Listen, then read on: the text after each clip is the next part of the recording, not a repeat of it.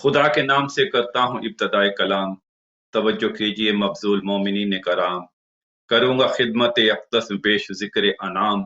सब अहले बैत पे मिलके पढ़ें दुरूद व सलाम। अल्लाहुम्मा सल्लि अला मुहम्मद व आले मुहम्मद व अज्जिल फ़रजहुम। नाज़रीन व नाज़रात, मोमिनीन व मोमिनात, आपके हर दिल हदायत टेलीविजन पर गदागर अहले बैत सैयद अली शान हुसैन प्रोग्राम सबरस लेकर हाजिर खिदमत है। आज इस प्रोग्राम में बहुत सारे तारीखी वाक़यात ऐसे हैं जो पिछले एक दो दिन में और आइंदा कल हुए। आज हम उन्हें डिस्कस करेंगे, मगर तारक कराता चलो, मेरे साथ इस वक्त शामिल हैं जर्मनी से मेरे बहुत ही प्यारे दोस्त, खुशलहन और नामवर ज़ाकिर अहले बैत जनाब बबरक अली भट्टी साहब, अस्सलाम वालेकुम। इसी तरह नजफ़ अशरफ से होनहार स्कॉलर किबला मौलाना जनाब मलक हसन रजा नजफी साहब हमारे साथ नजफ इराक से शामिल हैं। अस्सलाम वालेकुम किबला जनाब। जी वालेकुम अस्सलाम रहमतुल्लाहि व बरकातहू। बहुत शुक्रिया, खुदा आप सबको सलाम करे। जी अभी थोड़ी देर में इंशाअल्लाह ताला हमारे साथ ज्वाइन करेंगे इंग्लिश के लिए व्यूअर्स के लिए तकवी साहब। उनका थोड़ा सा साउंड प्रॉब्लम हुआ है तो हम उनका इंतजार कर रहे हैं। जो ही वो शामिल होंगे हम आपसे उनका तारुफ करवाएंगे। नाज़रीन और नाज़रात, मोमिनीन और मोमिनात, कल 25 दिसंबर थी। 25 दिसंबर एक ऐसा दिन जहां जिसने दुनिया को एक नया जहद, एक नया पैगाम दिया। आज से 2500 साल पहले, 2 सदियां पहले अल्लाह ताला ने हमें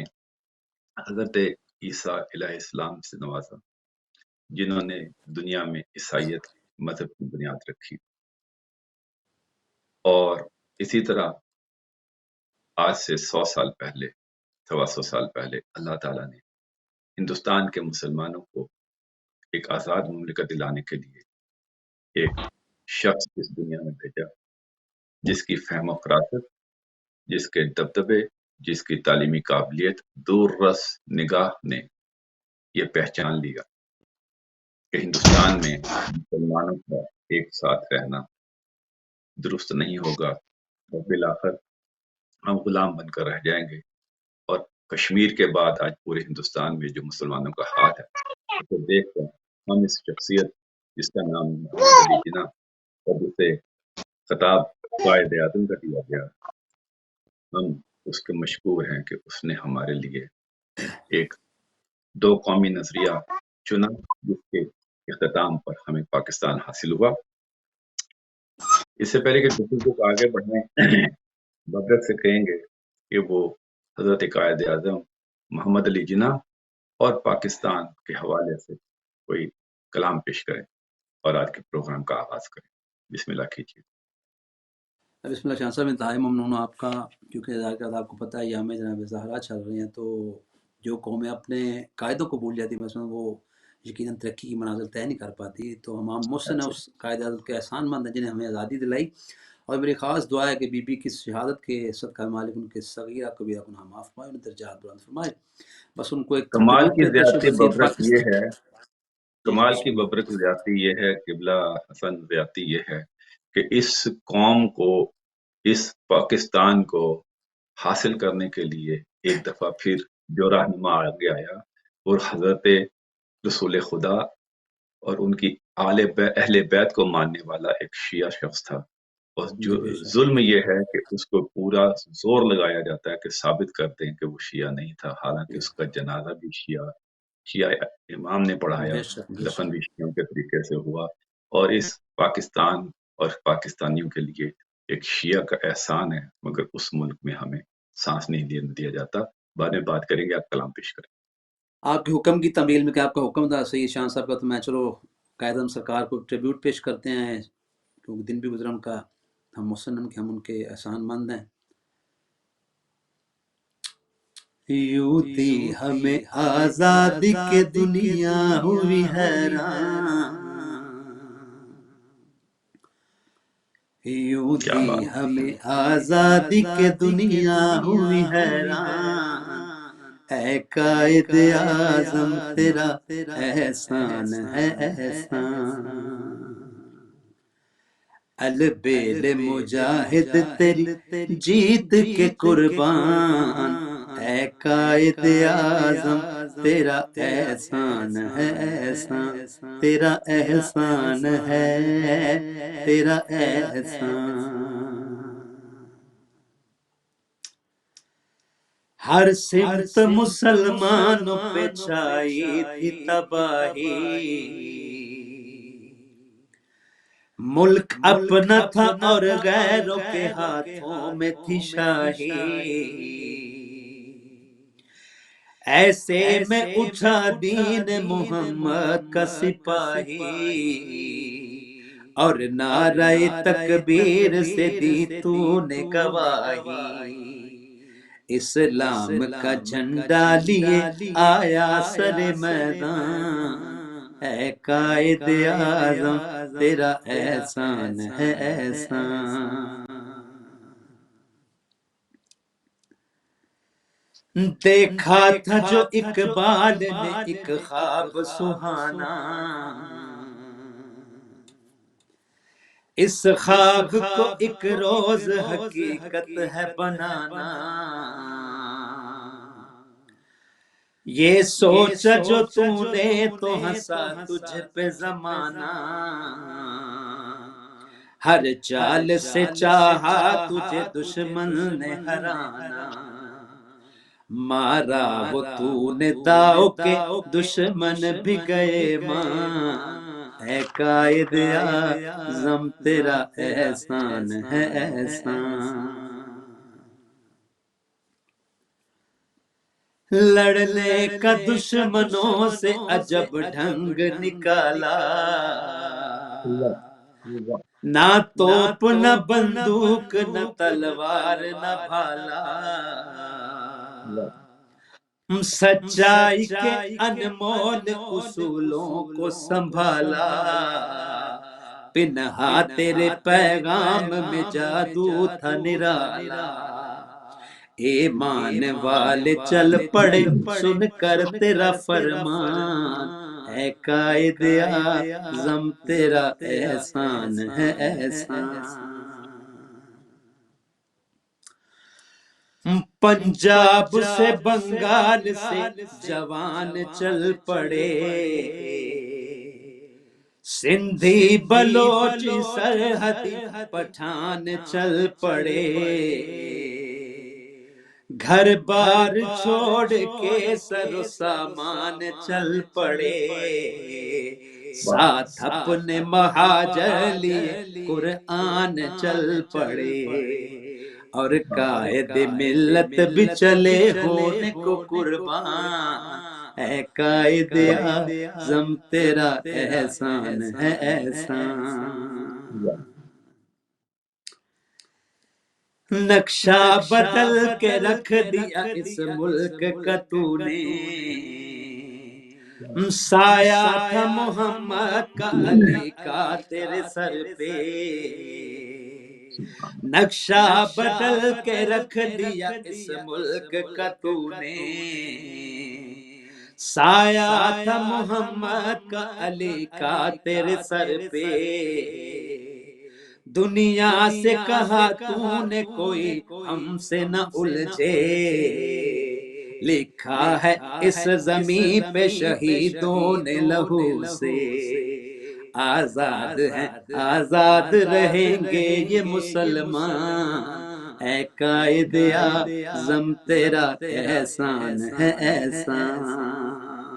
اور شاہ صاحب آخری شعر اس کا ہے، آج تک ہمیں وہ قیامت کی گھڑیاں، میت پہ تیری چیخ کے ہم نے جو کی فریاد، ہے آج تک ہمیں وہ قیامت کی گھڑیاں، میت پہ تیری چیخ کے ہم نے جو کی فریاد، بولی یہ تیری روح نہ سمجھو اسے بیدار، اسلام زندہ ہوتا ہے ہر کربلا کے بعد، گر وقت پڑے ملک پہ ہو جائیے قربان، اے قائد اعظم تیرا احسان ہے احسان۔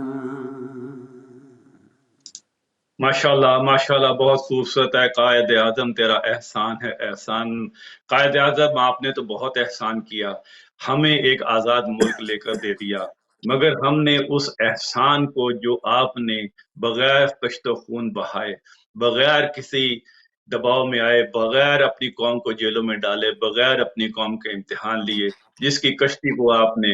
پار گزار دیا تھا، اس کو ہم نے 70 سال میں جس حال میں پہنچایا ہے، تو اس کے لیے میں کیا کہہ سکتا ہوں۔ وقت آج اتنا نہیں ہے، موضوع میرے پاس بہت زیادہ ہے، ایام فاطمیہ چل رہی ہیں، بس ایک شعر کہیں سے آیا ہے، مجھے پروفیسر حسن عسکری نے پاکستان سے بھیجا، وہ ایک پیش کرتا ہوں، اس سے زیادہ میں کیا کہوں کہ اٹھاؤ پھولوں کی چادر ہے خود سرو جانو۔ یہ جو پھولوں کی چادر قائد اعظم کے مزار پر ہر چور چکا ڈاکو بدماش لچا لفنگا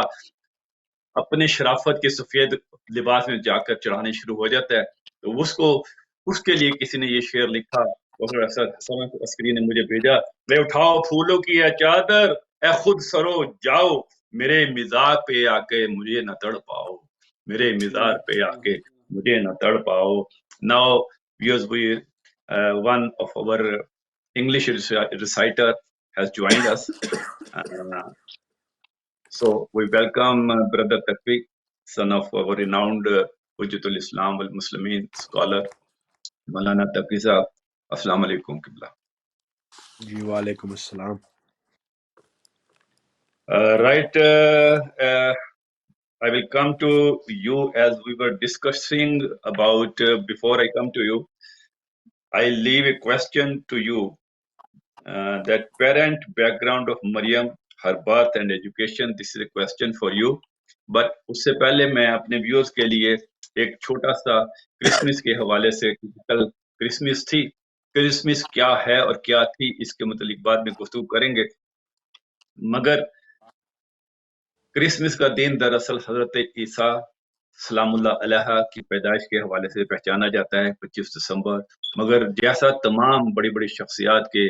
پیدائش کے اوپر اختلاف ہے، اسی طرح اس دن کے لیے بھی اختلاف ہے، بعض مورخین اس کو جون کا مہینہ کہتے ہیں اور بعض کچھ اور کہتے ہیں، مگر کیونکہ اکثریت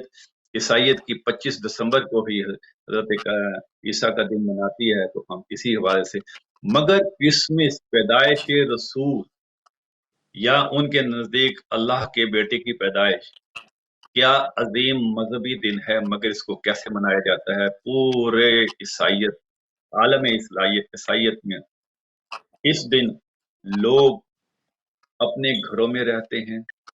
سانٹا کلاز رات کو آتا ہے، کرسمس ٹری لگایا جاتا ہے، صبح اٹھ کے بچے اس میں سے اپنے کھلونے تلاش کرتے ہیں اور اس کے ساتھ اس دن لوگ اپنے بچوں اپنی فیملی کے ساتھ دن گزارتے ہیں، پبز کلب تقریباً سب کے سب بند ہو جاتے ہیں، تمام لوگ چھٹی کرتے ہیں، تمام محکمے، تمام دفاتر نجی پرائیویٹ سرکاری بند ہوتے ہیں، اور شام کو لوگ اپنے بچوں کے ساتھ گھروں میں یا اپنے بزرگوں کے ساتھ ہوٹلوں میں جا کے ڈنر کرتے ہیں، اور رات کو یہ تمام سلسلہ ختم ہو جاتا ہے۔ مگر پھر کیا ہوتا ہے کرسمس کے حوالے سے، یہ دن تو اس طرح گزرتا ہے، مگر 1 دسمبر ہی سے کرسمس کے نام پر شراب و شباب کی پارٹیاں شروع ہو جاتی ہیں۔ وہ چرچ جہاں پہ حضرت عیسیٰ کا نام لینا اور وہاں پہ ان کا دن منانا ضروری ہے، چند ایک ایسے چرچز ہیں جہاں پہ حضرت عیسیٰ کو خراج عقیدت پیش کیا جاتا ہے، دعائیہ محافل ہوتی ہیں، مگر زیادہ تر کلبوں کو یا تو چرچوں کو یا تو فروخت کر دیے گئے، یا چرچ آف انگلینڈ کے پاس اتنا پیسہ ہی نہیں کہ وہ ان کو رن کر سکے، لہذا وہ کرائے پر دے دیے جاتے ہیں، اور وہاں پہ بھی کرسمس کے اوپر شراب و شباب کی پارٹیاں ہی ارینج زیادہ تر کی جاتی ہیں، بلکہ کئی چرچ تو اب بیچ دی گئے ہیں۔ شروع میں یہ مساجد کے لیے دوسرے مذاہب کے لیے بیچے گئے، مگر بعد میں چرچ آف انگلینڈ نے مزید سختی کر دی، اب آپ نے قہوہ خانہ بنانا ہے یا گھر اس میں بنانے ہیں تو یہ آپ کو زیادہ نرم شرائط پہ مل سکتا ہے، مگر کسی مذہبی ادارے کو اگر چاہیے تو بہت سخت شرائط ہیں۔ اس طرح کرسمس کے بانی یعنی اس شخص کی جس کا یہ پیدائش کا دن منایا جاتا ہے، اس کو صرف رقص و سرود اور شبرات و کباب کی محافل میں تبدیل کر دیا گیا ہے۔ گرجا جانے والوں کی بھی تعداد کو اگر آپ دیکھیں تو سوائے کالے اور چند کلر افراد کے بہت کم سفید فام ایسے ہیں جو اس دن کرسمس کے لیے چرچوں میں جاتے ہیں۔ زیادہ تر تعداد صرف عیاشی، شاپنگ، بچوں کے ساتھ دن منانا اور گیت گانا اور کرسمس ہالیڈے کو اس طرح گزار دیتی ہے۔ کرسمس کے حقیقی حال جو اس وقت ہم یہاں پہ دیکھ رہے ہیں اس سے واپس آتے ہیں، اور جیسا کہ I put a question to the brother Takvi regarding Christianity, what is the background of Hazrat Maryam Salamullah Alaiha? What about her birth and what was her education? Who did his education? Kindly please enlighten this question. Thank you. أعوذ بالله من الشيطان الرجيم بسم الله الرحمن الرحيم الحمد لله الذي هدانا لهذا وما كنا لنهتدي لولا أن هدانا الله. Very good question. So again, obviously, with it being Christmas and a, festive season, obviously a lot has happened throughout history and why these days are commemorated. So we'll begin with obviously Mary, the mother of Jesus, and we will see her birth and a little bit about, as you said, her education and upbringing. So the birth of Mary was such that the Quran also speaks about this, in which it states that the mother of Mary, right, she made a vow. She said that when I have a son, I will dedicate him to Allah's house, so God's house. So be it a mosque, be it a church, whatever you want to call it, a place of worship, right? So she said to Prophet Zakaria, who was alive at that time as well, she said, "Oh Zakaria, when I have a son, I will give him in the way of God. His job will be to serve in the house of Allah." So then what happened? She didn't have a son. She was given Mary as the daughter. So when Mary was born, the people of the community said, "What are you going to do now? It's not a boy. You can't send a woman to the place of worship. We've never had women being, looking after the places of worship of Allah subhanahu wa ta'ala or God. What are you going to do?" So she consulted with Zakaria, Nabi Allah alayhi salam, and he said there is no problem and there is no issue. Whether she is a male or a female, if she wants to serve God, she can serve God. So Maryam, salamullahi alayha, spent her youth and early years serving God in the place of worship. She used to look after the places of worship. She used to clean the places of worship. She used to look after the people that they used to come and worship God in the house of God. So her early upbringing was that her mother vowed that when I have a son, I will dedicate him to the place of worship. She was then given a daughter. There was a bit of criticism, but Nabi Zakaria advised, there's no problem, send Maryam to the place of worship. So Sayyid, the majority of her youth and her young years, Maryam, Mary, salamullahi alayha, spent in the house of God, worshipping God, looking after the people who used to come to the place of worship and keeping the caretaking and upbringing of the people that used to come and worship. In terms of her education and in terms of her tarbiyat was given by the Prophet Zakaria himself. Prophet Zakaria raised her. He was a prophet of God. He was a masoom, infallible prophet. He gave her education. He spoke to her about the religion. She was a worshipper of the Abrahamic faith. Mary believed in one God, and that's Allah subhanahu wa ta'ala. She spent her life worshipping Allah and only Allah. There was no form of Trinity at this time. There was no Father, Son, and Holy Spirit. Okay, it was just Mary who used to worship Allah, one God. So that's her upbringing. So she was born, sent to the place of worship, spent her early years there. And in terms of her education, she was educated by Nabi Zakaria himself, and she worshipped Allah subhanahu wa ta'ala. That's the main point of the question, is that she worshipped Allah subhanahu wa ta'ala. Thank you very much, Brother Takvi. You viewers, as you have just listened, what about Maryam, Brother Takvi explained. Yes, For that reason, we said there is a lot of similarity between Hazrat Maryam Salamullah Alaiha and Hazrat Fatima Salamullah Alaiha too. They both are the daughters of prophets. They both spent their most time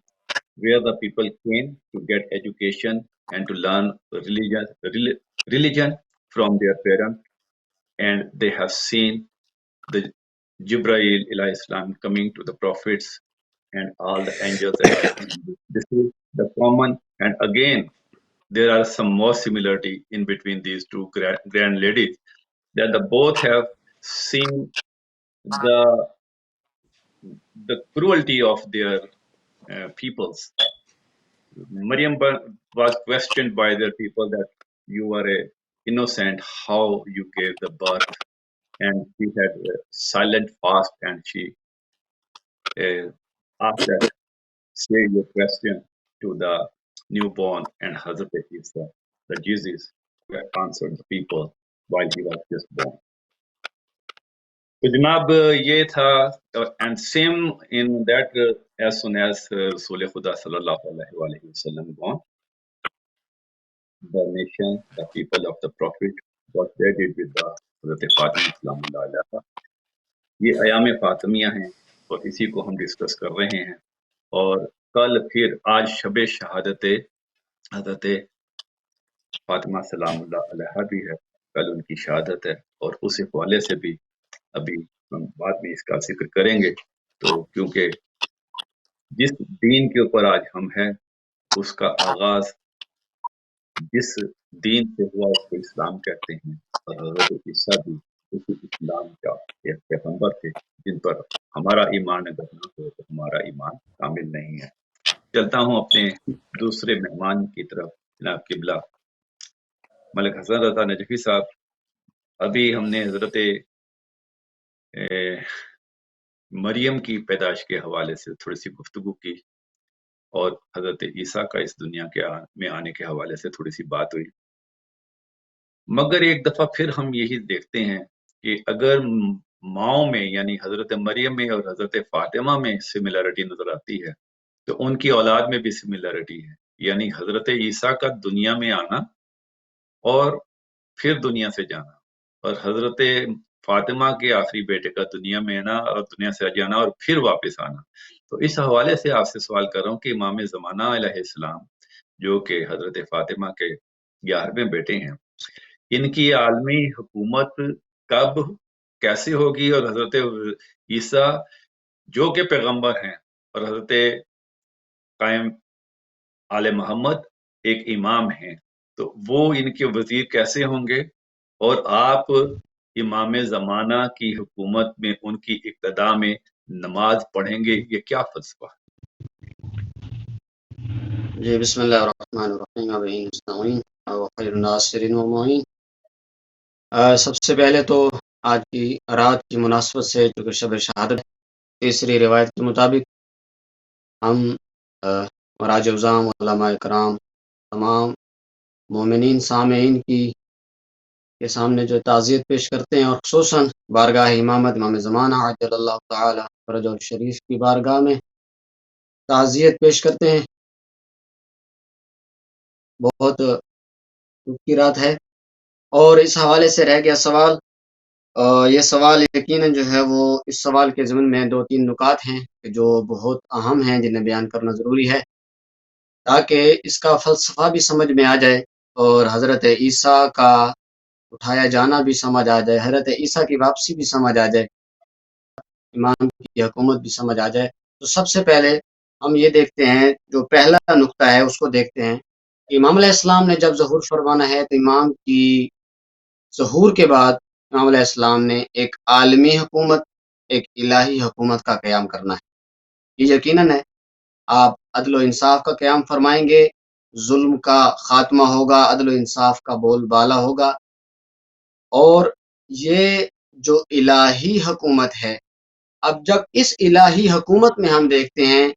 तो वहाँ पर हमें इस इलाही हुकूमत के ज़िमन में हज़रत ईसा का ज़हूर नज़र आता है, और हमें रिवायत मिलती है जो कहती है कि हज़रत ईसा ज़हूर फरमाएंगे। अब हज़रत के बारे में मैं अहले सुन्नत की रिवायत को भी जिक्र करता जाऊँ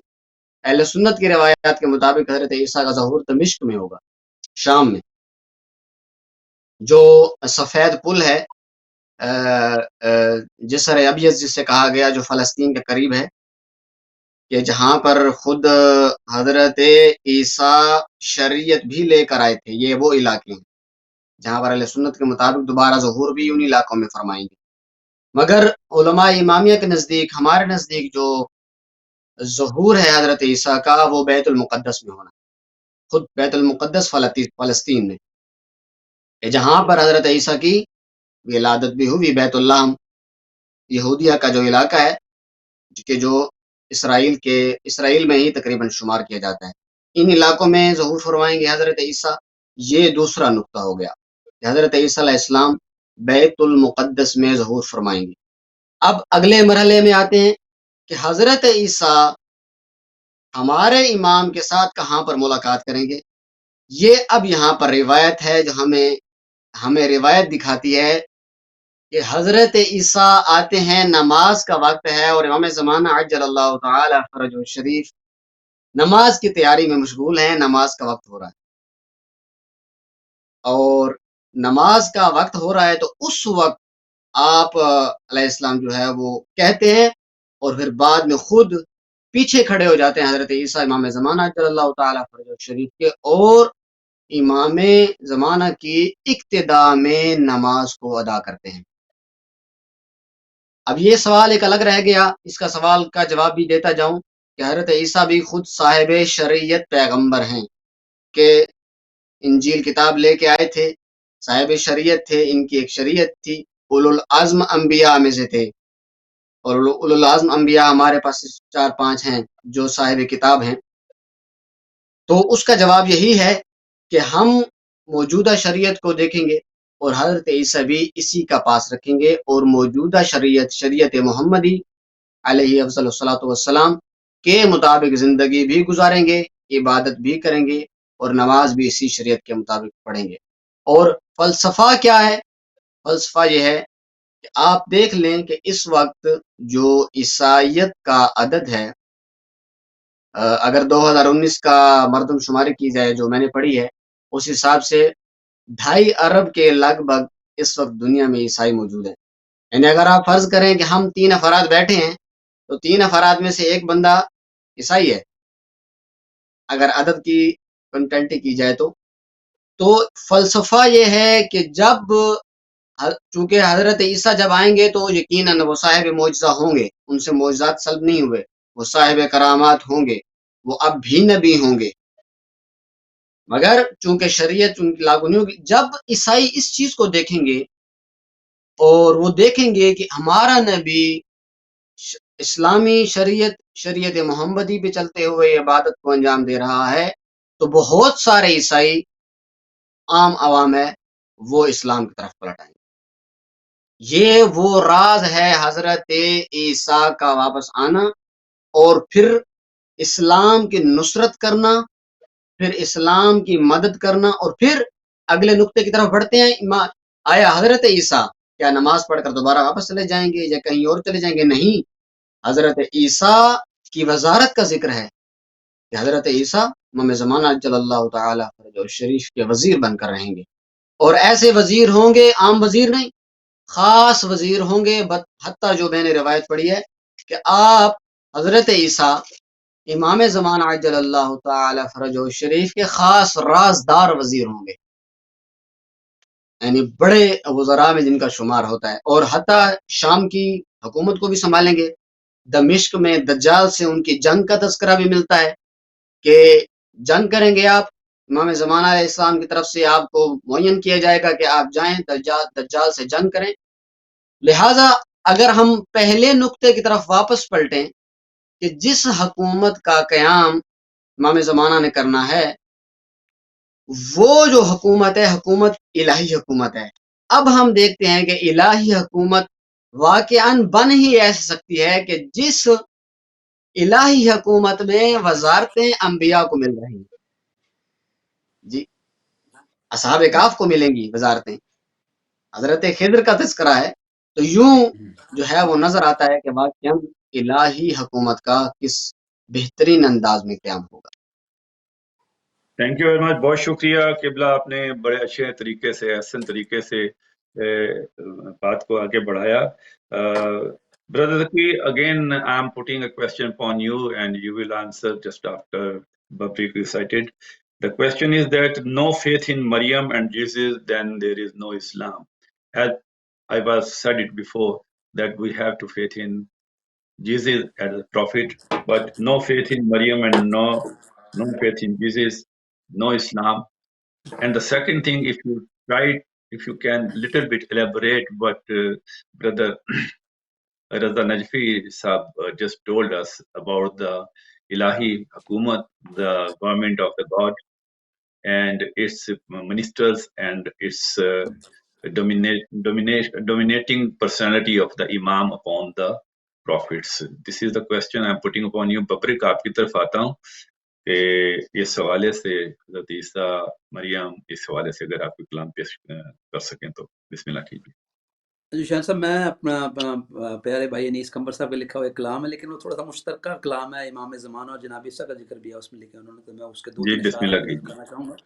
آپ جی صلوات بسم پڑھے گا اللہ۔ مل کے محمد اور محمد کی ذات پہ۔ اللہم صلی علی محمد وعلی محمد وعجل فرجہم، وقت کا بھی سورہ احزاب آیت نمبر 56 میں اللہ فرماتا ہے ان اللہ ملائکۃ یصلون علی النبی الذین آمنوا صلوا علیہ وسلم تسلیما، جیسا کہ آپ سب جانتے ہیں۔ تو اس میں علاوہ اقبال کے شعر لکھتے ہیں کہ کبھی یہ حقیقت منتظر نظر آ لباس حجاز میں، کہ ہزاروں اقبال کا سجدے شعر ہے، تڑپ رہے ہیں تیری جبین نیاز میں۔ میری تو ایک بس یہ جبین امام نیاز زمانہ میں۔ کا ایک فریاد، ایک نالہ میں پڑھنے لگا ہوں تھوڑا سا آپ سب کی اجازت سے اور اپنے سننے والوں کے لیے۔ اب آ بھی جا کہ تیرے لیے، اب آ بھی جا کہ تیرے لیے، صدیوں سے کعبہ اداس ہے، اے منتظر، اے منتظر، اے منتظر، اے منتظر۔ عسکری کے لال اب جلوہ دکھلاتے نہیں، اور اے میرے پردہ نشی کیوں سامنے آتے نہیں؟ چاند پہلی کا نظر مشکل سے آتا ہے حضور، چودھویں کے چاند ہو پھر بھی نظر آتے نہیں۔ اب آ بھی جا کہ تیرے لیے، صدیوں سے کعبہ اداس ہے، اے منتظر، اے منتظر۔ ثانی میں بتایا کعبہ کیوں اداس، سنیے گا۔ اسود نے ہے تجھے چومنا، اسود نے ہے تجھے چومنا، زمزم کو تیری پیاس ہے، اے منتظر، اے منتظر۔ اور شیخ ملادہ کیجیے گا۔ ہم ہی نہیں مشتاق تمہارے، اور بھی ہیں عشاق تمہارے۔ کیسے؟ کسی آسمان پہ بیٹھ کر راہ دیکھتا ہے کوئی تیری، کسی آسمان پہ بیٹھ کر راہ دیکھتا ہے کوئی تیری، تیری ابتدا میں نماز کے لیے بے قرار ہے ایک نبی، ہم ہی نہیں تیرے منتظر، ہم ہی نہیں تیرے منتظر، عیسیٰ کو بھی تیری آس ہے، اے منتظر، اے منتظر۔ دیکھے جب اوصاف تمہارے، نظر آئیں اسلاف تمہارے، صورت ہے تیری رسول سے، اور نام بھی ہے تیرا وہی حمزہ و جعفر و حیدر و عباس کا ہے جلال بھی، اور جو علی کی زبان میں تھی، اور جو علی کی زبان میں تھی، تجھ میں بھی وہ مٹھاس ہے، اے منتظر اے منتظر۔ اللہم صلی ماشاء اللہ اللہ، وسلم۔ واہ واہ واہ واہ واہ، بہت اچھے، بہت خوبصورت، بہت ہی بسم اللہ زبردست، الرحمن ماشاء الرحیم۔ اللہ۔ اللہ تعالیٰ تمہیں سلامت رکھے۔ چلتے ہیں دوبارہ بسم اللہ۔ ٹورڈز بردر تقوی۔ So, Brother Takvi,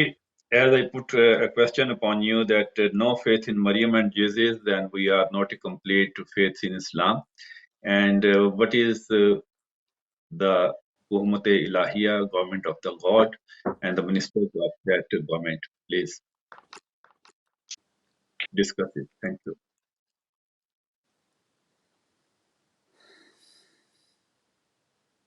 تقوی آپ کو آواز آ رہی ہے میری؟ Brother Takvi, are you listening me? I think Brother Takvi's mobile is jammed. Please, آپ دوبارہ آئیں اور قبلہ جناب حسن رضا میرے صاحب آپ کی طرف آتی ہیں۔ حضرت عیسیٰ کے متعلق گفتگو ہو رہی تھی اور ہم نے یہی ابھی ڈسکس کیا ہے کہ اللہ تعالیٰ نے ایک ہی مذہب دنیا میں بھیجا، آدم تا خاتم، اور اس کا نام تھا اسلام، اور ہر انبیاء کرام یعنی 1,24,000 انبیاء اسی ایک ہی مذہب پہ قائم تھے۔ یہ علیحدہ بات ہے کہ اولو العزم جو ہمارے انبیاء گزرے، انہوں نے جو 10th امینڈمنٹ اور تورات اور زبور اور انجیل کتابیں لے کر آئے، ان کی حالت بگاڑ دی گئی، اور صرف ایک ہی کتاب سلامت بچی ہے جو 1400 سال سے اب تک سلامت ہے، اور جس کی سلامتی کا ذمہ خود قرآن اللہ تعالیٰ نے لیا، وہ ہے قرآن مجید۔ تو قرآن مجید نے کس انداز میں جو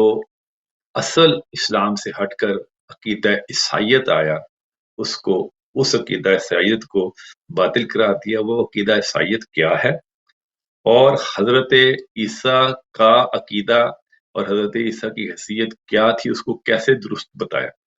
قرآن کی روشنی میں بتائیے۔ جی بسم اللہ الرحمن الرحیم وبہ نستعین وہو خیر ناصر و معین۔ جی بالکل، بہت ہی اہم سوال ہے کہ قرآن مجید نے کیوں بار بار عیسائیت کے عقیدے کو بیان کیا اور کھل کر بیان کیا، حالانکہ اسلام سے پہلے کئی عقیدے موجود تھے۔ یہودی موجود تھے، ان کا عقیدہ موجود تھا، عیسائی موجود تھے، ان کا عقیدہ موجود تھا، مجوسی موجود تھے، ان کا عقیدہ موجود تھے، رومیوں میں بعض موجود تھے، ہندو موجود تھے، کئی اور گزشتہ انبیاء کی بچی ہوئی جتنی بھی قومیں تھیں، کئی خرافات ان میں، کئی ان میں رسومات، اور اسلام سے ہٹ کر ان کے اپنے عبادت خانے، ان کے اپنے بت کدے موجود تھے۔ مگر عیسائیت کو اور عیسائیت کے کفر کے عقیدے کو کس انداز میں کھول کر کیوں بیان کیا، اس کی وجہ یہ ہے، ایک تو جب اسلام آ رہا تھا تو اس وقت یہ عیسائی مدینہ میں، مکہ میں بہت زیادہ موجود تھے، عیسائی بھی موجود تھے، یہودی بھی موجود تھے، یہودیوں کے بھی بہت زیادہ مقامات پہ قرآن مجید نے واضح اور صراحت کے ساتھ جو ہے وہ مخالفت کی ان کے عقائد کی، اور اسی طرح عیسائیت کے عقیدے کی بھی مخالفت کی۔ کیوں؟ ایک تو یہ کیا کرتے تھے، چونکہ ان کے جو علماء ہوتے تھے یہ جاتے تھے اور اپنا عقیدہ بیان کرتے تھے، خطرہ یہ تھا کہ کہیں یہ جو شرک کی بیماری ہے، یہ جس حلال کو انہوں نے حرام کیا ہوا ہے کہ اسلام میں یہ چیزیں نہ ڈالنے لگے، تو ان تمام شبہات کو مد نظر رکھتے ہوئے، ان خطروں کو مد نظر رکھتے ہوئے، اور چونکہ عیسائیت اس وقت بھی بہت زیادہ تھی، چونکہ اب بھی بہت زیادہ ہے، اور جیسا کہ میں نے بیان بھی کیا کہ اس کا عادت دیکھیں آپ کس قدر زیادہ ہے، پہلے بھی بہت زیادہ عیسائی تھے، مگر اسلام نے چونکہ ایک خالص عقیدہ توحید ہمیں دینا تھا، خالص عقیدہ نبوت بھی ہمیں دینا تھا، ہمیں خالص عقیدہ امامت بھی دینا تھا، لہذا عقیدہ توحید کو بھی شرک سے پاک رکھنا تھا، عقیدہ نبوت کو بھی پاکیزہ رکھنا تھا، عقیدہ امامت کو بھی پاکیزہ رکھنا تھا، تو ضروری تھا کہ پھر جو کہ ان کے ہمسائیگی میں جو کافر موجود تھے ان کے باطل عقائد کو قرآن بیان کرے، یہ ضروری تھا۔ تو بہت سی آیات ہیں، میں نے چند آیات لکھی ہیں کہ قرآن مجید نے کس انداز میں ان کو ذکر کیا ہے۔ پہلی قرآن مجید کی آیت ہے سورہ مائدہ کی 17 نمبر آیت، لَقَدْ كَفَرُوا الَّذِينَ قَالُوا إِنَّ اللَّهَ هُوَ الْمَسِيحُ ابْنُ مریم، کفر اختیار کیا ان لوگوں نے جو یہ کہتے تھے کہ عیسیٰ ابن مریم اللہ ہے، از گوڈ، یہ اللہ ہے، یہ رب ہے۔ قُلْ فَمَنْ يَمْلِكُ مِنَ اللَّهِ شَيْئًا إِنْ أَرَادَ أَنْ يُهْلِكَ الْمَسِيحَ ابْنَ مَرْيَمَ وَأُمَّهُ، کہہ دیجئے اے رسول کہ اگر اللہ چاہے تو عیسیٰ کو بھی موت دے سکتا ہے اور ان کی ماں مریم کو بھی موت دے سکتا ہے، وہ قادر مطلق ہے۔ کیوں فرما رہا ہے اللہ کہ جو اللہ ہوتا ہے اسے موت نہیں آتی کبھی، جی یہ ان کے عقیدے کی نفی ہو رہی ہے۔ وَمَنْ فِي الْأَرْضِ جَمِيعًا، اور جو بھی جتنے بھی لوگ ہیں کائنات میں، سب کو اللہ چاہے تو موت دے سکتا ہے، زندگی اور موت اللہ کے ہاتھ میں ہے۔ اچھا دوسری آیت میں فرمایا لَقَدْ كَفَرَ الَّذِينَ قَالُوا إِنَّ اللَّهَ هُوَ الْمَسِيحُ ابْنُ مَرْيَمَ وَقَالَ الْمَسِيحُ يَا بَنِي إِسْرَائِيلَ اعْبُدُوا اللَّهَ رَبِّي وَرَبَّكُمْ إِنَّهُ مَن يُشْرِكْ بِاللَّهِ فَقَدْ حَرَّمَ اللَّهُ عَلَيْهِ الْجَنَّةَ، جی اور ان لوگوں نے کفر اختیار کیا، کافر ہو گئے، کس بات کے؟ چونکہ کافر اصل میں اس سے کہتے ہیں جو حق کا انکار کرنے والا ہو، یہ حق کے منکر تھے، انجیل کو انکار کر چکے تھے، جو حقیقی انجیل تھی، جو کتاب تھی، اس میں تعریف کر چکے تھے، جو بندہ بھی درہم و دینار کی تھیلی لے کے آتا اس کے مرضی کے مطابق فتویٰ لکھ کر دے دیا جاتا، سود کو حلال کر دیا گیا، بہت سی چیزوں کو حلال کر دیا گیا، حرام چیزوں کو حلال کر دیا گیا، حلال چیزوں کو حرام کر دیا گیا، درہم و دینار پہ بکتے رہے، اور ایک وہ انجیل وجود میں آئی کہ جو جب اسلام آیا تو وہ تھی ہی نہیں، جی تو آپ قرآن مجید کی تعبیر دیکھیے کہ کس قدر فصاحت و بلاغت سے پھر انکار کیا، بار بار کہا ابن مریم، ابن مریم، خدا کسی کا ابن کبھی نہیں ہوتا، جی اگر عیسیٰ ہیں تو وہ ابن مریم ہیں، وہ کبھی الہ نہیں ہو سکتے، کبھی خدا نہیں ہو سکتے۔ وَقَالَ اتَّخَذَ اللَّهُ وَلَدًا سُبْحَانَهُ بَل لَّهُ مَا فِي السَّمَاوَاتِ وَالْأَرْضِ كُلٌّ لَّهُ قَانِتُونَ، جی بلکہ پاک و پاکیزہ ہے وہ ذات کہ وہ نبی میں سے کسی انبیاء میں سے کسی نبی کو اپنا بیٹا قرار دے، وہ بیٹوں سے مبرہ ہے، وہ بیٹوں سے منزہ ہے۔ پھر اگلی آیات میں فرمایا یا اہل الکتاب لا تغلو فی دینکم ولا تقولوا علی اللہ الا الحق، لا تغلو، اپنے دین میں غلوف نہ کرو، جو نبی ہے اسے نبی رہنے دو، خدا نہ بناؤ، جو امام ہے اسے امام رہنے دو، نبی نہ بناؤ، لا تغلو غلوف سے ہے، بڑھاؤ نہ کسی کو اس کی شان سے، انما المسیح ابن مریم رسول اللہ، یہ مسلمانوں کو عقیدہ دیے جا رہے ہیں حضرت مسیح کے بارے میں کہ عیسیٰ ابن مریم کچھ نہیں سوائے اس کے کہ رسول اللہ، وہ اللہ کے رسول تھے، جی پھر آگے سبب بھی بیان کیا بعض آیات میں کہ عیسیٰ ابن مریم کون ہے، قرآن مجید کی میں آیات پڑھ رہا ہوں، مل مسیح ابن مریم الا رسول قد خلت من قبلہ الرسل، عیسیٰ ابن مریم اسی طرح رسول تھے جس طرح پہلے رسول آئے،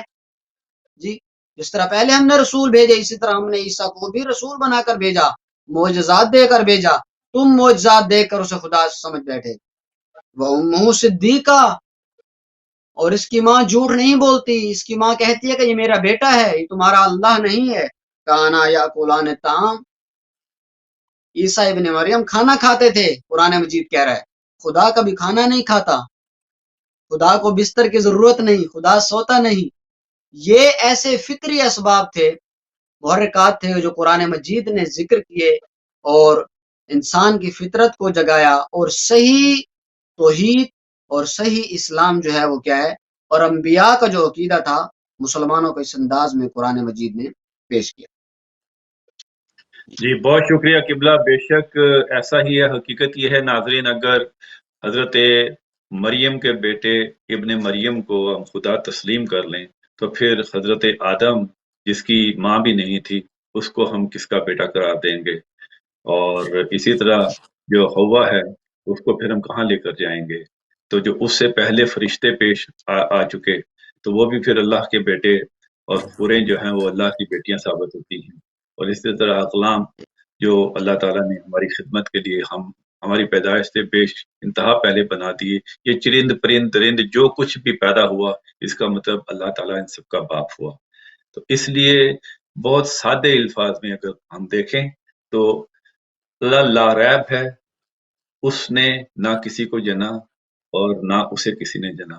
اللہ اللہ ہی ہے۔ اس لیے کہتے ہیں کہ عقل کی حدود کی آج تک جتنی بھی اللہ تعالیٰ نے انسان کو عقل عطا کی ہے، اور ہم سائنسی مدارج میں جہاں تک بھی پہنچ چکے ہیں،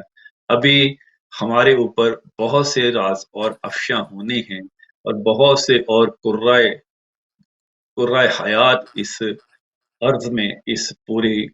یونیورس میں ہمیں اور ملنے ہیں، اور بہت سے عجیب و غریب عجائب ملنے ہیں۔ آج سے کچھ عرصہ پہلے کہا جاتا کہ ایک انسان ہر گھر کے اندر عورتوں کے سامنے موجود ہوگا تو شاید لوگ ایک دوسرے کو قتل کر دیتے، مگر آج ہر گھر میں ٹیلی ویژن کی شکل میں ہر قسم کی شکل ہر گھر کے اندر ہر قسم کی عورت کے سامنے موجود ہے، اور خود مرد ان کو منع نہیں کرتے جب وہ ٹیلی ویژن دیکھ رہی ہوتی ہیں۔ آج میری ایک آواز 167 ملکوں میں اسی ٹائم پر جا رہی ہے۔ اسی لیے جب ہم کبھی پہلے سوچا کرتے تھے کہ ایک چیخ بلند ہوگی اور تمام دنیا ختم ہو جائے گی، یا جب حضرت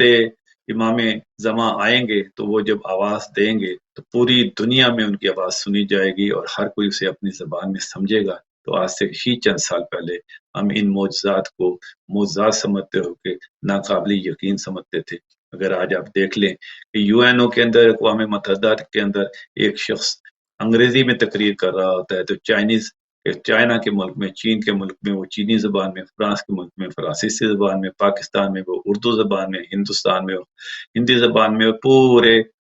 عرب میں وہ عربی زبان کے اندر اسی وقت نشر ہو رہی ہوتی ہے۔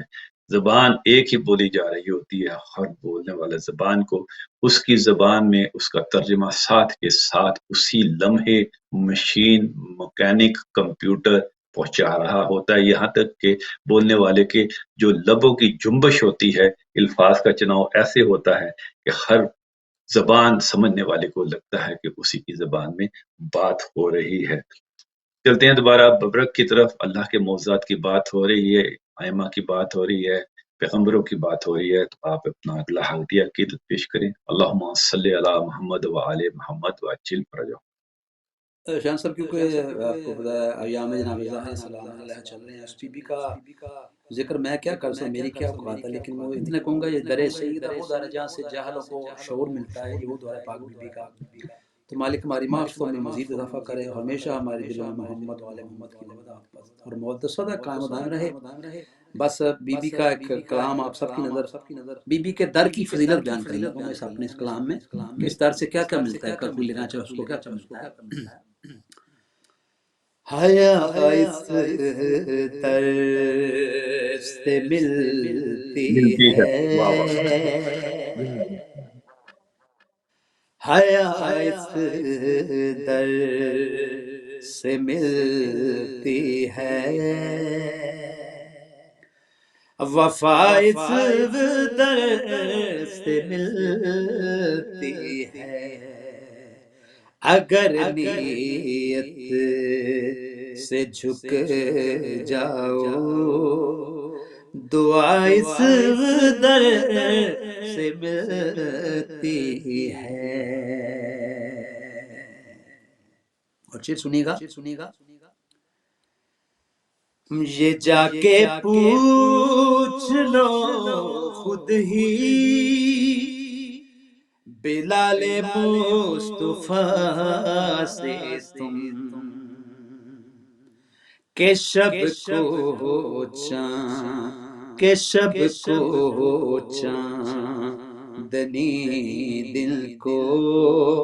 ضیا اس در سے ملتی ہے، حیا اس در۔ ناظم دونوں جہاں رب نے علی کو ہے چنا، رب سے جو بھی تمہیں لینا ہو علی سے لینا، ساری دنیا کو رزق علی برابر دے کر آ کر گھر کہتے تھے زہرا مجھے روٹی دینا۔ شعر سنیے گا، علی گھر آیا کہ کہتے ہیں کہ زہرا دے مجھے روٹی، علی گھر آیا کہ کہتے ہیں کہ زہرا دے مجھے روٹی، خدا کے ہاتھ خدا کے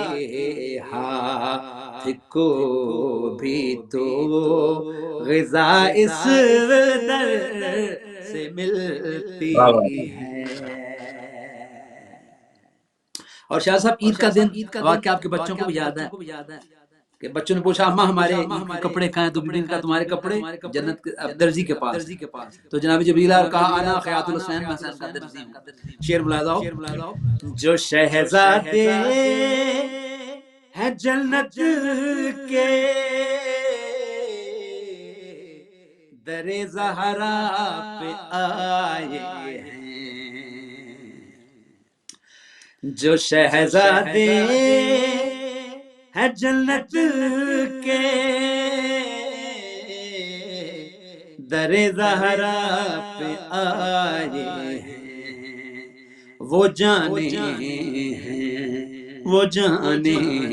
ہیں کہ جنت کی قبا اس در سے ملتی ہے، حیا اس در۔ اور آخری شعر، یہ وہ در ہے یہ وہ در ہے جہاں اظہار شہر علم رکتا ہے، یہ وہ در ہے جہاں اظہار شہر علم رکتا ہے، انہیں معلوم ہے رب کی ادا اس در سے ملتی ہے، حیا اس در سے ملتی ہے، وفا اس در سے ملتی ہے، اگر نیت سے جھک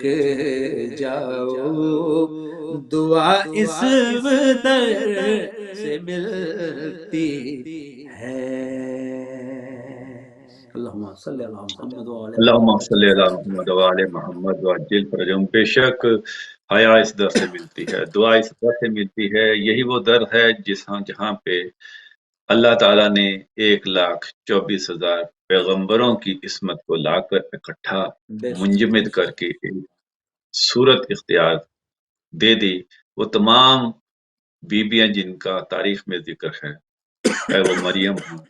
چاہے وہ حوا ہو، اور چاہے وہ ملکہ سبا ہو، اور چاہے کوئی اور، ان تمام کی حیا، ان تمام کی فضیلتیں، ان تمام کی خوبیاں سمیٹ کر اللہ تعالیٰ نے ایک سیب میں مقید کی، اور وہ سیب اللہ تعالیٰ نے رسول خدا کو روزہ شکنی کے لیے جنت سے جبرائیل کے ذریعے بھیجا۔ رسول نے اس سیب کو نوش فرمایا، اور اس سیب کے نتیجے میں حضرت فاطمہ سلام اللہ علیہ اس دنیا میں آئیں، اور اسی لیے رسول خدا صلی اللہ علیہ وآلہ وسلم کہا کرتے تھے کہ جب مجھے جنت کی خوشبو سونگنی ہو تو میں فاطمہ کو سونپتا ہوں۔ بے شک بے شک بے اسی شک لیے کہ وہ جو سیب جو جنت سے آیا تھا اس کی مہکتی خوشبو جنت کی خوشبو لے کر بی بی فاطمہ میں موجود تھی۔ اسی لیے رسول خدا صلی اللہ علیہ وسلم نے کہا کہ فاطمہ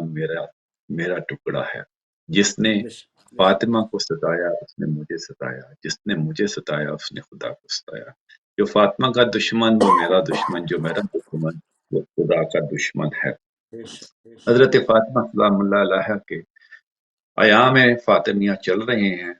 اور ابھی انہی واقعات کا تسلسل ہے، انبیاء کا قیام، انبیاء کا اس دنیا میں آنا، کہ خود جبرائیل کا حدیث قدسی میں ذکر ہے کہ اگر فاطمہ نہ ہوتی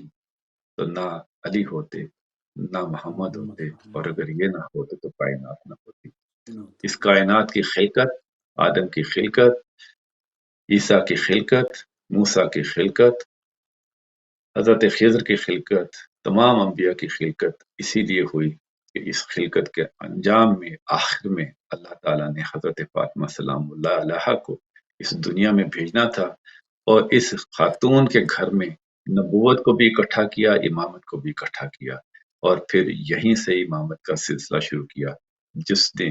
تا قیامت تک جاری و ساری رہنا ہے۔ آج بھی اس کا ایک بیٹا غیر میں موجود ہے، مگر ہم چلتے ہیں کہ قرآن کے اندر ہی ہم یہ ذکر بھی دیکھتے ہیں جب رسول خدا صلی اللہ علیہ وآلہ وسلم سے یہ کہا گیا کہ اگر تم سچے نبی ہو تو ہمیں معجزے دکھاؤ، تو اللہ تعالیٰ ہی قرآن میں یہ فرماتا ہے کہ کیا تم سے پہلے آنے والے نبیوں کے پاس معجزے نہ تھے، اور کیا انہوں نے معجزے دکھائے، اور کیا انہوں نے پھر بھی اسے تسلیم کر لیا؟ تو اگر یہ معجزوں سے تسلیم کرنے والے ہوتے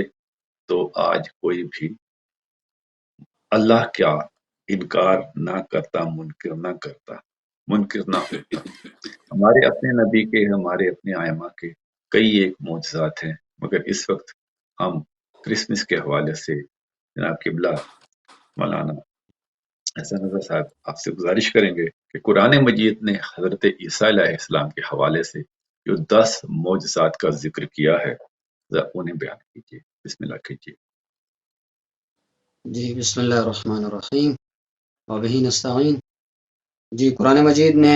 بہت سارے معجزات کا ذکر کیا ہے، خصوصاً حضرت عیسیٰ کے حوالے سے، اور ہر نبی کو جو معجزہ دیا گیا ہے اس میں بھی یہی راز ہے کہ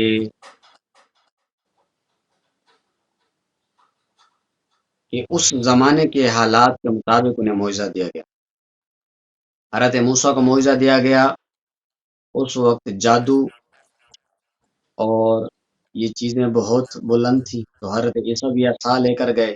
جو اژدہا بن جاتا تھا، ید بیضا دیا گیا جی جو بہت منور تھا، اور بہت سے معجزات۔ اسی طرح رسول خدا صلی اللہ علیہ وآلہ وسلم کے زمانے میں فصاحت و بلاغت عروج پر تھی۔ خانہ کعبہ میں شعراء کے اشعار کو لٹکایا جاتا، اور جس کا شعر سب سے بھاری ہوتا فصاحت و بلاغت میں، پورا سال اس کا وہ قطعہ لگا رہتا، باقی سب کے ہٹا لیے جاتے۔ قرآن مجید اس فصاحت و بلاغت کو توڑنے کے لیے، اس کا ایک مکمل نمونہ پیش کرنے کے لیے نازل ہوا، اور جو وہ واحد بہت بڑا معجزہ تھا جو رسول خدا لے کر آئے۔ اس کے علاوہ معجزات اسی طرح حضرت عیسیٰ کے زمانے میں طب عروج پر تھی، میڈیکل بہت عروج پر تھی، تو پروردگار عالم نے بھی اس زمانے کے تقاضے کے مطابق نبی خدا کو یہ اس زمانے کے معجزات دیتا گیا۔ اور میں چاہے ایک معجزہ ذکر چھوڑتا ہوں۔ سب سے پہلا جو معجزہ ہے، مثلا ہم ذکر پڑھتے ہیں اگر قرآن مجید میں جو ذکر کیا گیا ہے کہ حضرت عیسیٰ کا پہلا معجزہ دیکھا جائے تو حضرت عیسیٰ بغیر والد کے پیدا ہوئے، اور قرآن مجید اس کے بارے میں ارشاد فرماتا ہے ان مثل عیسیٰ عند اللہ کمثل آدم، عیسیٰ کی مثال حضرت آدم کی سی ہے، اس میں نئی بات نہیں ہے کہ حضرت آدم تو بغیر ماں باپ کے پیدا ہوئے، اسی طرح حضرت عیسیٰ بھی بغیر باپ کے پیدا ہوئے۔ اور اگر دیکھا جائے تو حضرت عیسیٰ کے حوالے سے حضرت آدم کے ساتھ اور مشابہت بھی ہے کہ حضرت آدم بھی پہلے فرشتوں کے ساتھ رہے اور پھر جنت سے اتارے گئے، حضرت عیسیٰ بھی اب موجود ہیں، فرشتوں کے ساتھ ہیں، اٹھا لیے گئے اور زندگی گزار رہے ہیں اور پھر نازل ہوں گے اور زمین پہ اتریں گے۔ دوسرے معجزے کی طرف آتے ہیں جو قرآن مجید نے ذکر کیا ہے کہ قال انی عبد اللہ، نومولود تھے، گہوارے میں تھے، ماں کی گود میں تھے اور گفتگو فرمائی۔ جب حضرت عیسیٰ کو لے جناب مریم جب پوچھا گیا تو اشارہ فرمایا کہ مجھ سے نہ پوچھو، جو پوچھنا ہے اس بچے سے پوچھو۔ تو اس وقت حضرت عیسیٰ نے، جو کہ ابھی چند گھنٹے کے تھے، کہ جس ایج میں نہ بچہ بول سکتا ہے نہ کچھ کہہ سکتا ہے، جسے فقط رونا آتا ہے، وہاں پر فصاحت و بلاغت میں اس انداز میں اپنا تعارف کراتے ہیں حضرت عیسیٰ۔ کیا کہتے ہیں؟ قال انی عبد اللہ آتانی الکتاب وجعلنی نبیا وجعلنی مبارکا اینما کنت اوصانی بالصلاۃ والزکاۃ ما دمت حیا، کہ میں اللہ کا بندہ ہوں اور اس ذات نے مجھے کتاب عطا کی ہے، میں صاحب کتاب ہوں،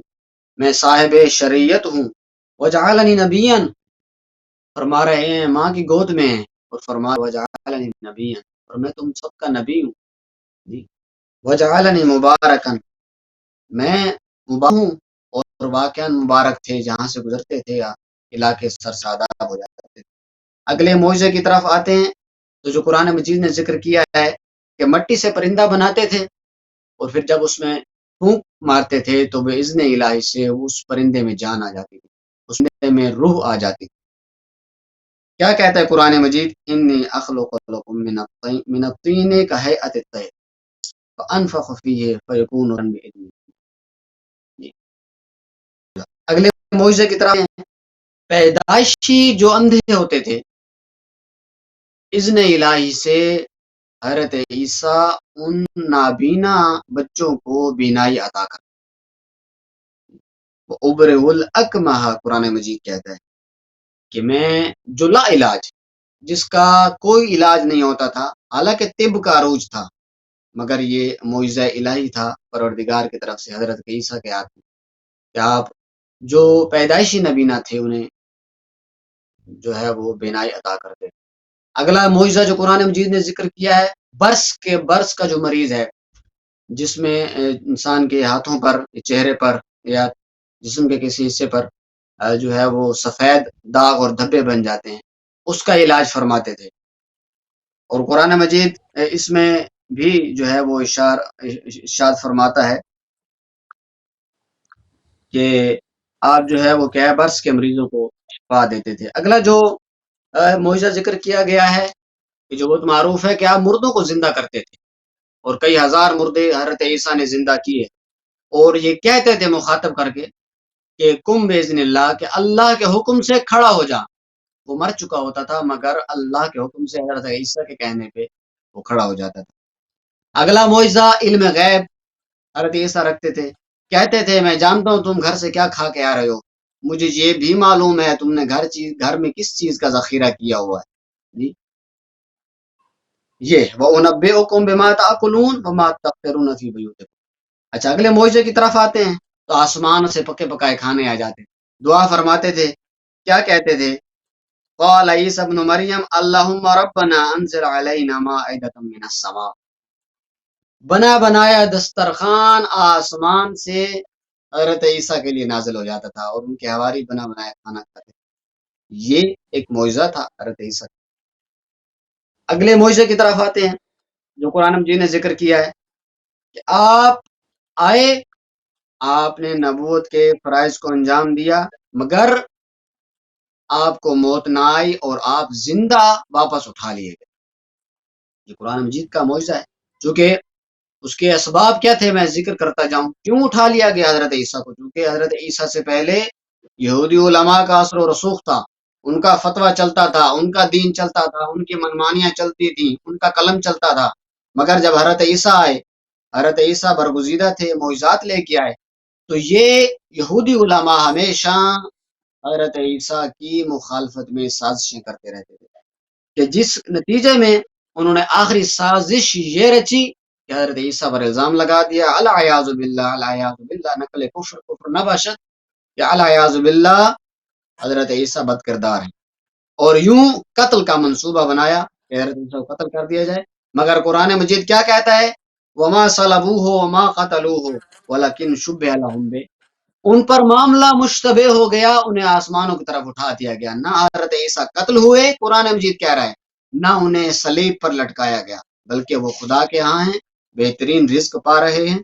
جی تو یہ اس انداز میں جو ہے وہ کیا ہے۔ اور آخری معجزہ حضرت عیسیٰ کا دوبارہ نازل کیا جانا، دوبارہ ظہور فرمانا قیامت کے قریب، یہ بہت بڑا معجزہ ہے۔ یوں قرآن مجید نے حضرت عیسیٰ کے بہترین معجزات جو ہے وہ بیان کیے۔ اس کے کیا اسباب تھے، انشاءاللہ اس کو اگلے سوال میں بیان کریں۔ جی بے شک ایسا ہی ہے ناظرین و ناظرات، مومن و مومنات، ایام فاطمیہ کے حوالے سے پروگرام چل رہا ہے جس کے اندر ہم نے حضرت قائد اعظم، ان کا اہل تشیع ہونا، اور پھر ان کے دیے ہوئے پاکستان کے ساتھ جو امت نے سلوک کیا، امت اسلامیہ نے، اس کا ذکر کرتے ہوئے ہم حضرت عیسیٰ کی طرف بڑھے۔ کرسمس کے حوالے سے جو اہل عیسائیت نے کرسمس کا حال کر کے اس کو محبت حضرت مریم کی بجائے شراب و شباب اور اپنی عیاشی کا ایک ذریعہ قرار دے دیا، اس کے اوپر اظہار افسوس کرتے ہوئے ہم نے حضرت عیسیٰ کے معجزات تک پہنچتے ہوئے ہم نے وہاں پر پہنچے کہ یہ ایسی ایک بدقسمتی ہے انسان کی کہ خدا تعالیٰ نے اولو العزم انبیاء اسے عطا کیے، مگر اس نے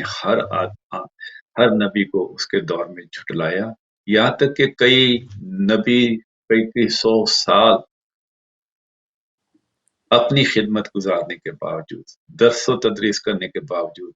چند ایک ہی لوگوں کو مسلمان کر سکے، اور کئی تو بے نام ہی اس دنیا سے گزر گئے، ان کی امت ہی نہ بن سکی۔ حضرت عیسیٰ کی بھی ایک امت بنی، مگر کیا ظلم ہے کہ اس عیسیٰ کو کوئی جس کو اللہ تعالیٰ نے معجزے کے ذریعے اس دنیا کو عطا کیا، اس کے اوپر ہی تہمت لگی۔ اور کیا تہمت لگی، ابھی قبلہ نے اس کا ذکر کیا۔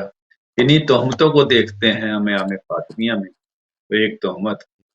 اس رسول کو کہ جس کو خاتم النبیین رحمت اللہ عالمین کہا گیا، اس کی بیٹی کے اوپر بھی لگی کہ اس کے پاس جو اس کے بابا کی سند تھی، اس کو دربار میں پرزے پرزے کر کے پھینک دیا گیا، ہوا میں اڑا دیا گیا۔ جو اس کے گواہ تھے، جو معصومین ترین گواہ تھے، ان کی گواہی کو قبول نہ کیا گیا۔ قبلہ آپ کے پاس ایک میں سوال چھوڑے چلا جا رہا ہوں کہ حضرت عیسیٰ کے متعلق آپ نے جو ظلم فرمایا کہ ان پہ تہمت لگی، اور اسی طرح حضرت فاطمہ سلام اللہ علیہ کے جو سند کو ہوا میں اڑایا گیا، اس کے ذریعے بحث کرتے ہوئے آپ مجھے یہ بتائیے کہ حضرت عیسیٰ کون سی گفتگو قیامت والے دن کریں گے اور کن اہم سوالات کے جواب دیں گے۔ ببرک ایک ہدیہ عقیدت پیش کرو۔ اللہم صلی علی محمد وآل محمد۔ میں شان صاحب اس بی بی کی کیا شان بیان کرتا ہوں جس بی بی کا بابا کنین کا والی محبوب خدا ہو، جس کا شوہر 18 سال عالم کو اس کی مرضی کا رزق دیتا ہو، جس کے بیٹے جنت کے سردار ہوں، اور جس کی بی بی کی قبر کے یہ حال کہ چند پتھروں اس کی بی بی قبر پہ، اس بی بی کی عظمت میں کیا بیان کر سکتا ہوں۔ تو میں بزرگوں کا لکھا ہوا ایک کلام بس بزبان قمبر صاحب مالک ان کے درجات بند کرے ہوئے، میں اس کلام کا سوال ان کی روح پہ سوال کرتا ہوں، اور بلکہ جتنے سننے والے ہیں میرے والد جاش ہمارے سب کے اس کا سواب درج فرمائے۔ وہ لکھتے تھے کہ قمبر سے کیا بیان ہو توقیر سیدہ کی، قمبر سے کیا بیان ہو توقیر سیدہ کی، قمبر سے کیا بیان ہو توقیر سیدہ کی کمبر سے کیا بیاں ہو، توقیر سیدہ کی جب کہ قصیدہ خاں ہے تطہیر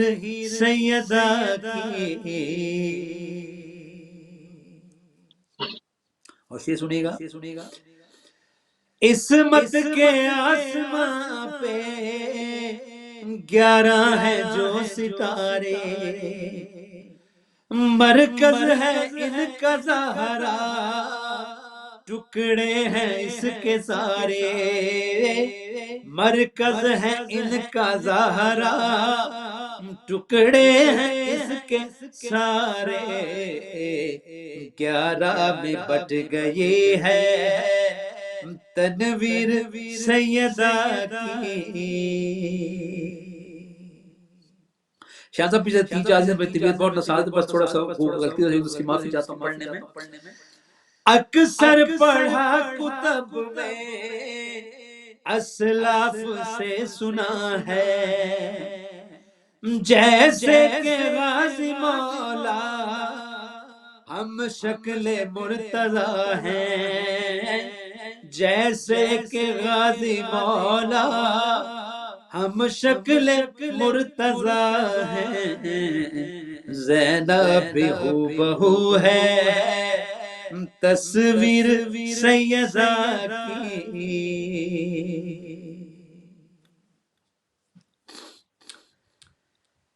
ہمراہ فاطمہ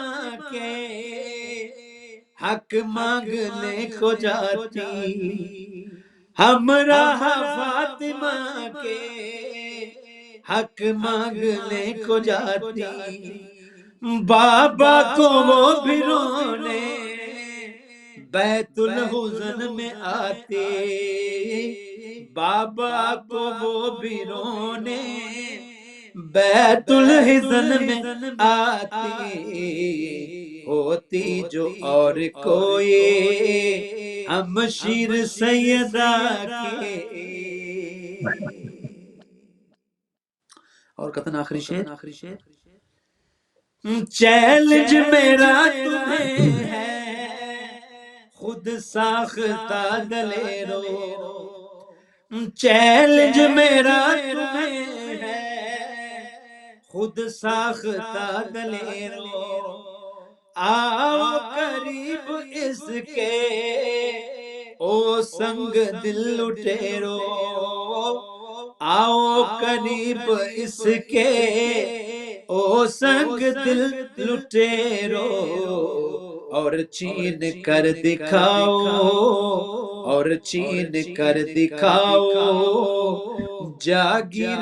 سیدہ کی، کمبر سے کیا بیان ہو۔ اللہم صلی علی محمد۔ اللہم صلی اللہ محمد و آل محمد۔ اور اسی طرح سے ہم اللہ تعالیٰ جناب قمر مرحوم کی روح کو جنت الفردوس میں محلات آل محمد میں مزید بلند ترین جگہ عطا فرمائے۔ ان کا قلم نے اس خاندان طہارت کے لیے بہت خوبصورت کلمات ادا کیے، قصائد لکھے، نوحجات لکھے، منقبت لکھی اور اپنی تمام زندگی اس خدمت میں گزار دی۔ اللہ تعالیٰ انہیں کروڑ کروڑ جنت نصیب فرمائے۔ ناظرین، جیسے ابھی آپ نے اس کلام میں دیکھا سنا، اور میں نے ملک صاحب کی طرف میں سوال بھی یہی لے کے چلوں گا کہ ہم دیکھتے ہیں کہ حضرت موسیٰ کے ساتھ بھی وہ ظلم ہوئے کہ ان کو آزمانے کے لیے ان کے سامنے انگارے رکھ دیے گئے، اور انہیں اپنی زندگی بچانے کے لیے پیغمبر ہونے کے باوجود کوئلہ اٹھا کر گرم اپنے منہ میں رکھنا پڑا، جس کی وجہ سے وہ توتلانے لگے۔ اسی لیے جب انہیں پیغمبری عطا کی، انہوں نے اللہ تعالیٰ سے اپنے لیے ایک زور بازو مانگا اور کہا کہ میری زبان کی فصاحت و بلاغت کھول دے، اور آج بھی تمام لہن میں پڑھنے والے ان کے انہی الفاظ کو کہ میرے زبان کی گرہ کھول دے اپنے اپنے لہن اور اپنی زبان کے لیے استعمال کرتے ہیں۔ یہی نہیں، حضرت عیسیٰ کا آپ کے سامنے ذکر ہے، نمرود کا آپ کے سامنے ذکر ہے کہ ابراہیم کو آگ میں انہوں نے پھینک دیا، اور اللہ تعالیٰ نے اس کو، کوئی نبی ایسا نہیں گزرا جس کے ساتھ دنیا نے اور شیطان نے ابلیس نے انسان کے روپ میں ان کے ساتھ سلوک کیا ہو۔ حضرت عیسیٰ کو جس طرح ابھی قبلہ حسن رضا سے آپ نے فرمایا کہ اللہ تعالیٰ کو اس دنیا سے آسمانوں پہ اٹھانا پڑا، آج ہم آخری یہ 7 منٹ ہے اس کے اندر فرصت دیں گے اس بی بی کو کہ جس کا بیٹا بھی اس دنیا سے اٹھا لیا گیا اور جس سے پہلے اس کے جتنے بیٹے تھے اس راہ حق میں ان کو شہید کر دیا گیا، بلکہ میں تو یوں کہوں گا کہ حلال کر دیا گیا، بلکہ میں تو ان کو یوں کہوں گا ذبح کر دیا گیا۔ کوئی ایسا بچہ نہیں جو اس کا بچہ ہو جس کو شہادت کے علاوہ کوئی طبی موت آئی ہو، کوئی جوانی میں، کوئی 40 بمشکل سوائے امام حسین کے کوئی نظر آتا ہے جس نے 60 سال کے نزدیک اپنی زندگی، ورنہ 40 32 38 45 انہی عمروں میں تمام ائمہ اس دنیا سے گئے۔ تو قبلہ مولانا حسن رضا نجفی صاحب آپ ذرا روشنی ڈالیے کہ حضرت عیسیٰ قیامت والے دن کیا گفتگو فرمائیں گے، وہ کیا حالات بنے کہ حضرت امام زمان کو اس دنیا سے جانا پڑا، پردہ کرنا پڑا، اور وہ کیا حالات تھے جن حالات میں بی بی نے اس دنیا سے سفر کیا۔ آخری 6 منٹ ہے آپ کے پاس۔ جی بسم اللہ الرحمن الرحیم نستعین۔ سوال جی ہاں بہت ہی اہم سوال ہے، اور قرآن مجید نے اس سوال کو بھی ذکر کر دیا کہ اللہ تعالیٰ روز قیامت حضرت اس سوال کون سا کرے گا، اسی سوال کو قرآن مجید ذکر کر رہا ہے۔ حقیقت میں مسلمانوں کے لیے بھی بہت بڑا اس میں پیغام ہے، بہت بڑا اس میں نقطہ ہے، مگر اس سوال کو ہم دیکھتے ہیں اور حضرت عیسیٰ کو دیکھتے ہیں اور حضرت عیسیٰ کے جواب کو دیکھتے ہیں، کیونکہ روز محشر وہ میدان ہوگا کہ جہاں سب کے دفتر کھل جانے ہیں، حساب و کتاب ہونا ہے، ہر ایک کے عقیدے کا جو انجام ہے ہر دیکھے گا۔ اچھا عقیدہ تھا تو اس کا انجام بھی دیکھے گا، برا عقیدہ تھا تو اس کا انجام بھی دیکھے گا۔ جھوٹ کی گنجائش وہاں نہیں ہوگی، کیونکہ ہر امت اپنے نبی کے ساتھ اٹھائی جائے گی، اسی طرح حضرت عیسیٰ بھی اپنی امت کے ساتھ اٹھائے جائیں گے، رسول خدا صلی اللہ علیہ وآلہ وسلم اپنی امت کے ساتھ اٹھائے جائیں گے۔ تو وہاں پر ہوگا کیا، جس طرح دنیا میں یہ قومیں جھوٹ بولتی رہیں انبیاء پر، تہمتیں لگاتی رہیں، اور اپنے دنیا کے مال کی جمع آوری میں اسلام کا انکار کیا، حق کا انکار کیا، انبیاء کی شریعت کا انکار کیا، انبیاء کے پیغامات کو رد کیا، یہ دنیا میں تو کرتے رہے، یہی کام وہ آخرت میں کرنے لگ جائیں گے، ان کی عادت بن چکی ہوگی، انہیں پتہ ہی نہیں ہے کہ ہم روز معاشر میں آ چکے ہیں اور اب نے آج حساب دینا ہے۔ وہ وہاں پر بھی یہی کہیں گے کہ کیا، وہ یہی کہیں گے جناب یا الہی ہمیں تو حضرت عیسیٰ نے کہا تھا کہ تم مجھے رب مان لو۔ اس وقت پھر پروردگار عالم سوال کریں گے حضرت عیسیٰ سے، اور اس سوال کو پھر قرآن مجید نے دہرا دیا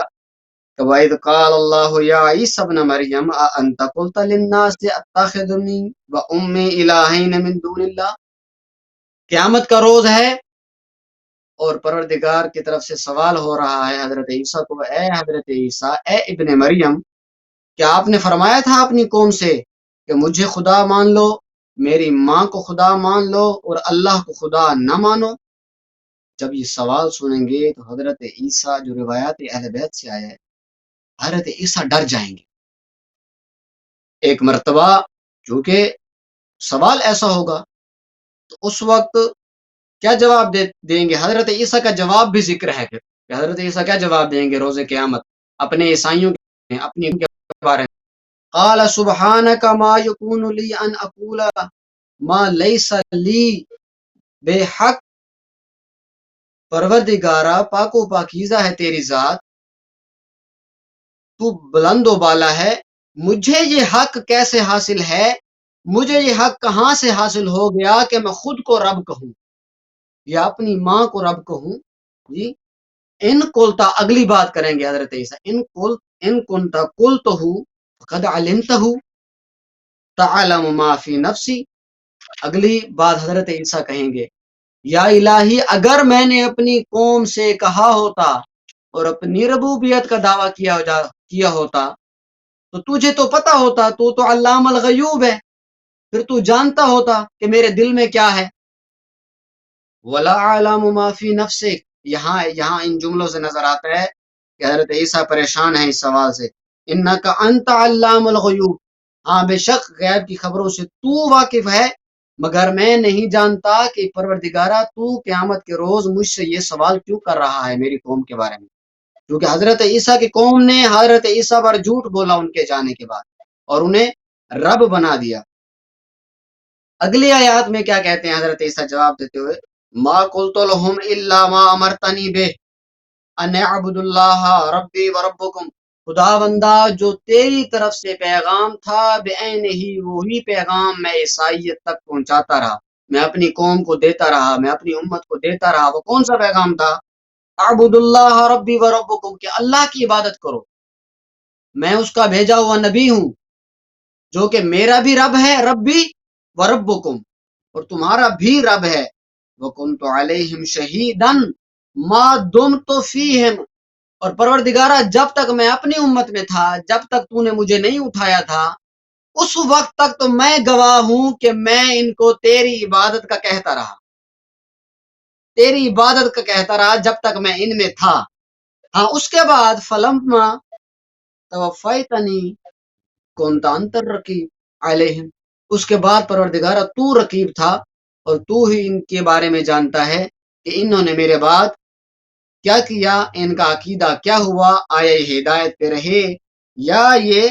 گمراہ ہو گئے۔ تو اس انداز میں ان کے ان باطل عقیدوں کی جو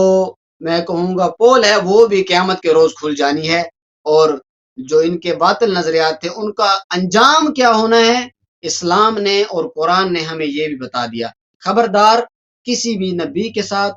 کسی بھی امام کے ساتھ شرک نہ کرنا، کہ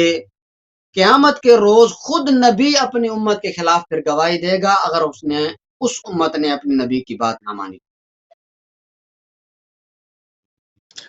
جی بہت شکریہ قبلہ،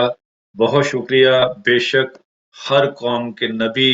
کے ساتھ اس کی قوم اور جس کو وہ مانتا ہے اٹھایا جائے گا۔ اسی لیے جب ہم آج یہ کہتے ہیں کہ میرے دوستوں، میرے پیارے شیعوں، علی کے ماننے والوں، ملنگان علی اور اللہ میں تھوڑا سا جدا اور خدا جیسے ایک نقطے کا فرق ہے، اس کا لحاظ کرو، ورنہ جو بی بی زہرا پہ ظلم کرنے والے ہیں ان میں اور ہمیں جو کوئی فرق باقی کیا رہے گا۔ انہوں نے تو عملاً ظلم یہ کیا کہ کبھی ان کو سند کو پھاڑا، کبھی ان کے در کو جلایا، کبھی ان سے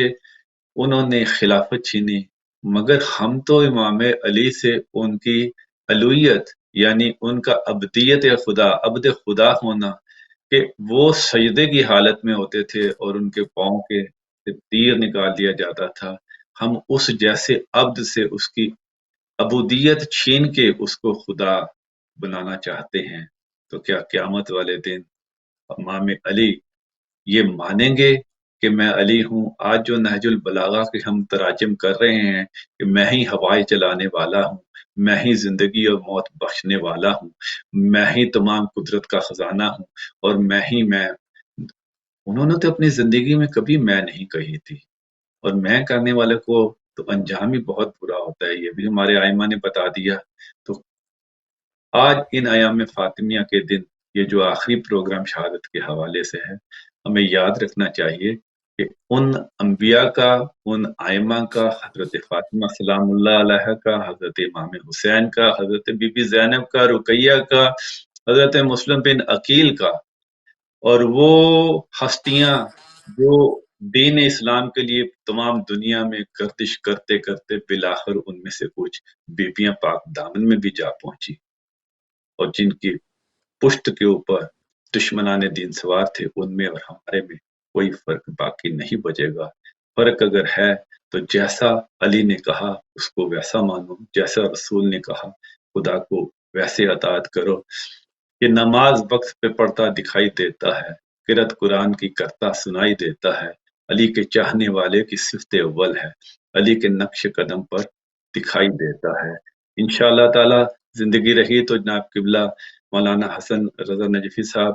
آپ کا شکریہ، آپ نے پروگرام میں شرکت کی. قبلہ ببرک علی بھٹی صاحب آپ کا شکریہ، آپ نے جرمنی سے شرکت کی. تقوی صاحب کا بھی شکریہ، وہ شامل ہوئے لیکن پھر نہ پروگرام میں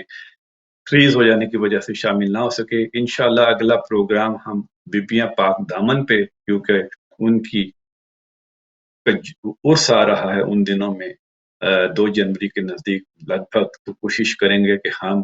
بیبیاں پاک دامن کی حقیقت، ان کا اہل بیت کے ساتھ رشتہ، حضرت امام حسین کے ساتھ ان کا تعلق اور کیا واقع پیش آئے اور کیا سچائی ہے، اس کو لے کر اس پروگرام میں حاضر ہوں گے اگر زندگی رہی تو. تب تک کے لیے اجازت دیجیے اس دعا کے ساتھ کہ زین بیٹا جو اس وقت اس پروگرام کو کنڈکٹ کر رہا ہے، خدا تعالیٰ اس کی توفیقات میں اضافہ فرمائے، اس کی تمام دلی حاجات پوری فرمائے، اور یہ جو وہ ڈیوٹی دے رہا ہے اس کا ثواب اس کے مرحومین کو عطا کرے، اور وہ تمام احباب جو اس ٹیلی ویژن کے چلانے کے لیے دامے درمے سخنے اپنا کردار ادا کر رہے ہیں، ان سب کی اللہ تعالیٰ دنیا و آخرت میں دولت سے مالا مال کرے، ان کی عبادت کو قبول فرمائے. زمانہ بڑے شوق سے سن رہا ہے مگر میرا وقت اختتام پہ پہنچ چکا. اجازت دیجیے، خدا حافظ.